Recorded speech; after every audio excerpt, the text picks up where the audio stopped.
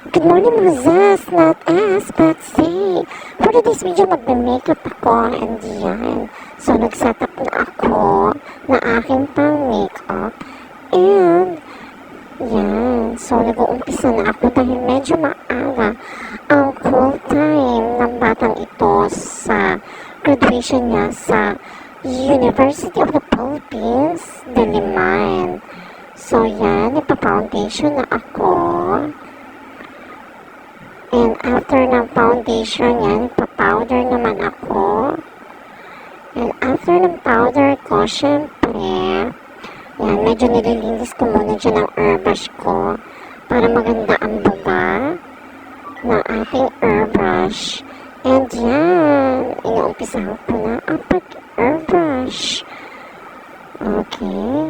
And yan, syempre, magbibaking tayo. Medyo malayo yung video kasi hindi ko nadala yung stand ko. And at that moment, taga-eyeshadow na ako. So, may prepared na makeup ang ating client. Kaya light-light lang daw. Ayaw niya daw na masyado dark ang kanyang makeup. And dahil kaya siya nagpa-airbrush dahil medyo matagal ang graduation niya, parang maghapon yata. And ang bata niyan is napaka-bait at ever since ako na talaga nag-makeup sa batang yan. Simula nung bata pa. Ngayon, siya ay cum laude sa University of the Philippines. And sobrang talino talaga ng batang yan. Yan. So, nakabit na ako dyan ng pilik and yan, nakikita nyo naman. So, nakikilay na ako sa part na yan. So, light now. So, gumamit ako ng brush. Yan. Okay. So, yan. Brows na. Brows. And after yan, so yan, pinantay ko lang. And nose line. Siyempre, pinaka-importante sa lahat yan, ang nose line. And, siyempre, blush on. So, nakikita niyo naman ang tambok talaga ng aking puwet. Okay. So, yan, nag-lipstick na ako using Maybelline Cosmetic Lipstick. Okay.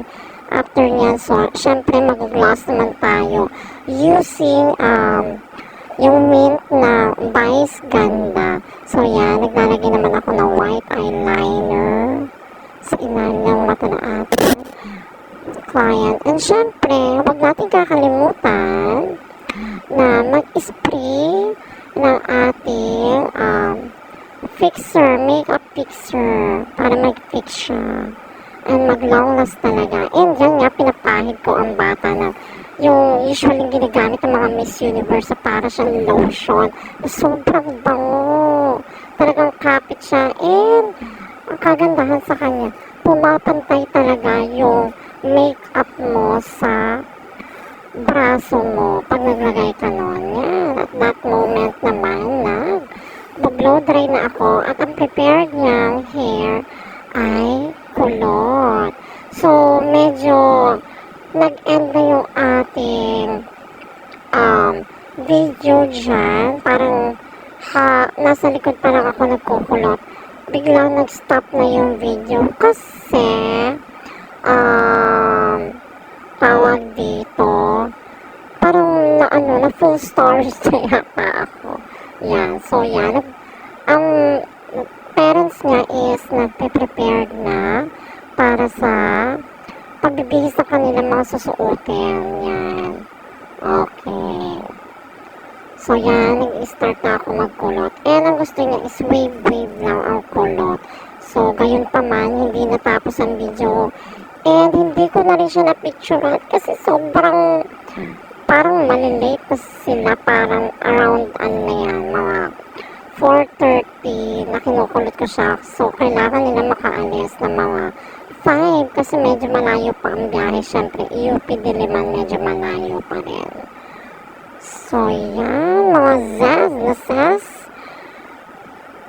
thank you for watching. Siyempre, like and follow mga sis.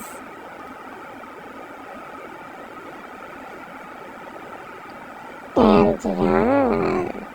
Maraming salamat.